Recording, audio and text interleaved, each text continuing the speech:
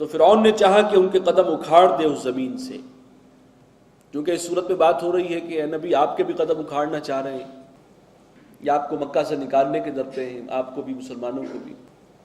تو وہاں بھی فرمایا کہ فرعون نے بھی یہی بات کی تھی، بنی اسرائیل کے قدم اکھاڑنے چاہے تھے۔ فَأَغْرَقْنَاهُ وَمَن مَّعَهُ جَمِيعًا، تو ہم نے غرق کر دیا اس کو بھی اور جو کوئی اس کے ساتھ تھے ان سب۔ وَقُلْنَا مِن بَعْدِهِ لِبَنِي إِسْرَائِيل، اور اس کے بعد ہم نے بنی اسرائیل سے کہہ دیا تھا اسکنوا الارض، اب تم زمین میں آباد ہو جاؤ۔ فَإِذَا جَاءَ وَعْدُ الْآخِرَةِ جِئْنَا بِكُمْ لَفِيفًا، اور جب وہ آخرت کا وعدہ آئے گا، وہ بعد کا وعدہ، پچھلا وعدہ، تو ہم لے آئیں گے تم سب کو سمیٹ کر۔ یہ جو ٹکڑا ہے آیت کا، یہ بہت معنی خیز ہے۔ ایک جو سطحی معنی ہے اس کے جو عام طور پر کیے جاتے ہیں وہ تو یہ ہے کہ جب وہ آخرت ہوگی تو پھر ہم تم سب کو جمع کریں گے میدان حشر میں، لیکن عام طور پر اس کے لیے اسلوب اور ہوتا ہے۔ وہاں حشر کا لفظ آتا ہے، نحشرہم ویحشرہم، ہم جمع کریں گے۔ یہاں ہے کہ ہم تم سب کو لے آئیں گے سمیٹ کر، جب وہ ایک اور وعدے کا وقت آئے گا، وہ آخری وعدہ۔ تو ایک مفہوم اس کا یہ بیان کیا گیا کہ قیامت سے پہلے جو آخری ان کا انجام ہونا ہے، یہ جب بیچ میں ان کو منتشر کر دیا گیا تھا، پوری دنیا میں بکھر گئے ہیں، تو پھر اللہ تعالیٰ ان سب کو سمیٹ کر لے آئے گا ایک جگہ پر، اور وہ ریاست ہے اسرائیل کی۔ اور پھر حضرت عیسیٰ علیہ السلام کا نزول ہوگا، اور جو رسول تھے ان کی طرف، بنی اسرائیل کی طرف، اور چونکہ انہوں نے رسول کا انکار کر دیا تھا اور اپنے حد تک کوشش کی تھی کہ سولی پر لٹکا دیں، تو اب آخری سزا ان کو جو ملنی ہے وہ پھر حضرت عیسیٰ کے آنے پر ان کی نگاہوں کے سامنے، اور ایک جگہ سب کو سمیٹ کر لا کر، اور پھر انہیں وہ عذاب ہلاکت کا سامنا کرنا پڑے گا۔ تو یہ الفاظ جو ہیں ان کی اب آئندہ جو ہسٹری ہے، مستقبل کے بارے میں، اس دنیا میں ہی جو کچھ ہونا ہے اس کی طرف اشارہ کر رہے ہیں۔ وَبِالْحَقِّ أَنزَلْنَاهُ وَبِالْحَقِّ نَزَلَ، اور ہم نے اس قرآن کو حق کے ساتھ ہی نازل کیا اور حق کے ساتھ ہی یہ نازل ہوا ہے۔ یہ قول فصل ہے، فیصلہ کن کلام ہے، یہ محض شاعری نہیں ہے۔ وَمَا أَرْسَلْنَاكَ إِلَّا مُبَشِّرًا وَنَذِيرًا، اور اے نبی ہم نے نہیں آپ کو بھیجا مگر خوشخبری دینے والا بنا کر اور خبردار کر دینے والا، انذار کر دینے والا بنا کر۔ وَقُرْآنًا فَرَقْنَاهُ لِتَقْرَأَهُ عَلَى النَّاسِ عَلَى مُكْثٍ، اور قرآن کو ہم نے تھوڑا تھوڑا کر کے اس لیے اتارا ہے تاکہ آپ اسے لوگوں کو ٹھہر ٹھہر کر سنائیں۔ وَنَزَّلْنَاهُ تَنزِيلًا، اور ہم نے اس کو تو نازل کیا ہے بڑے اہتمام سے۔ یہ تھوڑا تھوڑا کر کے اتارنے میں بہت مصلحتیں ہیں، کیونکہ اس میں بھی وہ اعتراض کرتے تھے کہ اکٹھا ہی قرآن کیوں نازل نہیں ہوا۔ قُلْ آمِنُوا بِهِ أَوْ لَا تُؤْمِنُوا، کہہ دیجئے کہ تم مانو یا نہ مانو۔ إِنَّ الَّذِينَ أُوتُوا الْعِلْمَ مِنْ قَبْلِهِ، بے شک وہ لوگ جنہیں علم دیا گیا تھا اس سے پہلے، إِذَا يُتْلَىٰ عَلَيْهِمْ، جب وہ اس قرآن کو پڑھتے ہیں، یعنی اہل کتاب میں سے جو اہل حق ہیں، جو علماء حق ہیں ان کے، وہ جب اس کو پڑھتے ہیں، يَخِرُّونَ لِلْأَذْقَانِ سُجَّدًا، تو وہ گر پڑتے ہیں سجدے میں تھوڑیوں کے بل۔ وَيَقُولُونَ سُبْحَانَ رَبِّنَا إِن كَانَ وَعْدُ رَبِّنَا لَمَفْعُولًا، اور وہ پکار اٹھتے ہیں کہ پاک ہے ہمارا رب، اور یقیناً ہمارے رب کا وعدہ پورا ہونے والا ہے۔ وَيَخِرُّونَ لِلْأَذْقَانِ يَبْكُونَ، اور وہ گر پڑتے ہیں اپنی تھوڑیوں کے بل روتے ہوئے۔ وَيَزِيدُهُمْ خُشُوعًا، اور ان کے خشوع و خضوع میں مزید اضافہ ہوتا ہے۔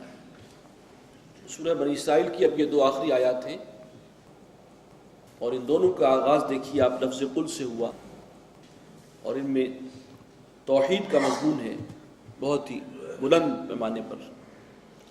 قُلِ ادعوا اللَّهَ أَوِ ادعوا الرَّحْمَٰنَ، کہہ دیجئے کہ اللہ کہہ کر پکارو یا رحمان کہہ کر پکارو۔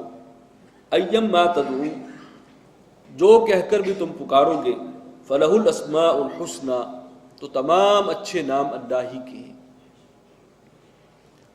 اہل عرب رحمان کے لفظ سے کچھ ناواقف تھے، ان کے ہاں اللہ کا لفظ استعمال ہوتا تھا، اللہم دعاؤں میں وہ کہتے تھے۔ تو انہوں نے کہا تھا کہ یہ رحمان کیا ہے؟ علامہ شبیر احمد عثمانی صاحب نے لکھا کہ رحمان کا لفظ بنی اسرائیل استعمال کرتے تھے، ان کے ہاں اس کا پہلے سے استعمال تھا، انہیں تو اس میں کوئی اشتباہ نہیں تھا، لیکن عربوں کو تھا کہ بھئی یہ کیا لفظ ہے، یہ رحمان، ہم تو صرف اللہ کو جانتے ہیں، یہ دو الگ الگ ہیں یا کیا یہ ایک ہیں؟ تو فرمایا کہ وہ تو ایک ہی ہے، تم اللہ کہہ کے پکار لو اسے یا رحمان کہہ کے پکارو، تمام اچھے نام اسی کے ہیں، ان میں سے جو بھی تم جس نام کے حوالے سے چاہو اس سے پکار لو۔ وَلَا تَجْهَرْ بِصَلَاتِكَ، اور اپنی نماز میں بلند آوازی مت اختیار کیا کرو، بہت زیادہ زور سے۔ وَلَا تُخَافِتْ بِهَا، اور نہ چپکے سے نماز پڑھا کرو۔ وَابْتَغِ بَيْنَ ذَلِكَ سَبِيلًا، بلکہ اس کے درمیان میں ایک بیچ کی راہ جو ہے وہ نکالو۔ مکے میں جب مسلمان بلند آوازی سے قرآن کی تلاوت کرتے تھے، یا نماز میں، تہجد میں یا نمازوں میں زیادہ اونچی آواز سے پڑھتے تھے قرآن، تو ظاہر بات ہے کہ مشرکین کو یہ بات بہت ناگوار گزرتی تھی، پھر وہ اپنے شور ڈالنا شروع کر دیتے تھے، پھر وہ گالیاں دیتے تھے، جو بھی ہے برا بھلا کہتے تھے۔ تو اس سے جو ہے پھر دوسری ایکسٹریم پر چلے گئے کہ بہت ہی آہستہ پھر نماز پڑھنی شروع کر دی۔ تو فرمایا کہ نہیں، ایک درمیان اعتدال جو ہے وہ بہتر ہے، نہ بہت اونچی آواز چیخ کر پڑھنا اور نہ یہ ہے کہ بالکل ہی منہ میں۔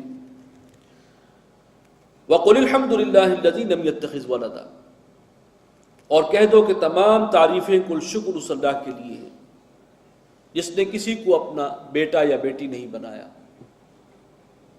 وَلَمْ يَكُنْ لَهُ شَرِيكٌ فِي الْمُلْكِ، اور اس کا کوئی شریک نہیں ہے اختیار میں، حکومت میں، کسی کو اس نے اختیار میں سے حصہ نہیں دیا، کل اختیار کا مالک وہی۔ وَلَمْ يَكُنْ لَهُ وَلِيٌّ مِّنَ الذُّلِّ، اور کوئی دوست اس کا اس بنیاد پر نہیں ہے کہ اللہ کے اندر کوئی کمزوری ہے، کوئی ضعف ہے، اس بنیاد پر وہ کسی کو دوست نہیں بناتا کہ کل کو یہ میرے کام آئے گا۔ اللہ کہتا تو ہے کہ میں اہل ایمان کا ولی ہوں، دوست ہوں، لیکن تم یہ تصور نہ لے آنا اپنے ذہن میں جیسے تمہارے انسانوں کی آپس میں دوست ہوتے ہیں کہ یہ ہمارے کام آئے گا، آخر ہمیں بھی کسی دن ضرورت پڑے گی، ہمیں بھی کوئی سہارا چاہیے تو کوئی دوست ہونا چاہیے۔ اللہ کو کوئی کمزوری، کسی سہارے کی قطعاً ضرورت نہیں ہے، اس کو کمزوری لاحق ہی نہیں ہوتی، تو اس کی دوستی اس بنیاد پہ نہیں ہے کہیں تمہیں مغالطہ ہو جائے۔ وَكَبِّرْهُ تَكْبِيرًا، اور اس کی کبریائی کا اعلان کرو جیسے کہ اس کا اعلان کیا جاتا ہے۔ یہ ہے بہت جامع آیت توحید کے موضوع پر، بہت جامع آیت۔ اس کے بعد ہے سورہ کہف۔ سورہ کہف کے بارے میں متعدد روایات ایسی ملتی ہیں کہ اس سورت کی تلاوت انسان کو دجالی فتنے سے محفوظ رکھنے میں بڑی مؤثر ہے،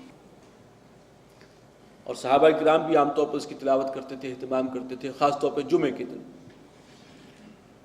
تو بعض روایات کے مطابق اس کا ابتدائی حصہ اور آخری حصہ وہ بہت زیادہ اس کے اندر افیکٹو ہے دجالی فتنے کے اثرات سے بچنے میں۔ اب ظاہر بات ہے کہ اس کے مضامین کی کوئی مناسبت ہے جس کی وجہ سے دجالی فتنے کا یہ توڑ ہے، تو وہ ہے انشاءاللہ کہ جو ہم اس کو پڑھیں گے۔ دجالی فتنے کے بارے میں چند منٹ ہے، میں کچھ عرض کر دیتا ہوں۔ یہ وہ اصل میں ہے کیا؟ دجل کہتے ہیں فریب کو۔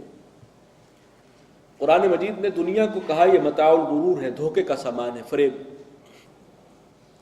یہ ٹریپ ہے۔ انسان جو ہے اس میں آ کر اس کی جو چکا چوند کرنے والی جو ہے وہ زینت ہے، اور اس کے جو بناؤ سنگھار ہے اس زمین کا جسے اللہ تعالیٰ نے اس کی زینت بنایا ہے، اسی کے اندر انسان ایسا گم ہو جاتا ہے کہ وہ اللہ کو بھول جاتا ہے، آخرت کو بھول جاتا ہے، اور سب کچھ جو ہے اس کی ساری توجہ اسی کی طرف ہو جاتی ہے، اسی کو اصل حقیقت سمجھنے لگتا ہے۔ تو یہ دھوکے کا سامان ہے، اور دجل بھی دھوکے کو کہتے ہیں۔ یہی فریب اس دنیا کا بڑھتے بڑھتے جب اپنے کلائمیکس کو پہنچے گا تو وہ دجالی فتنہ ہے۔ اب آج کل آپ دیکھیں سائنس اور ٹیکنالوجی کے نتیجے میں انسان کی لگژریز میں، اس زمین کی یہاں پر جو چکا چوند ہے، زیب و زینت ہے اور پومپ اینڈ شو ہے، اس کے اندر جتنا اضافہ ہوا ہے، جس تیزی سے ہوا ہے، تو تصور نہیں کر سکتے۔ اب یہ زندگی پہلے سے بہت زیادہ رنگین ہے، اس کی رنگینیاں اور رعنائیاں جو ہیں اس کے اندر بے شمار ڈائمینشنز بڑھ چکی ہیں جو پہلے نہیں تھی۔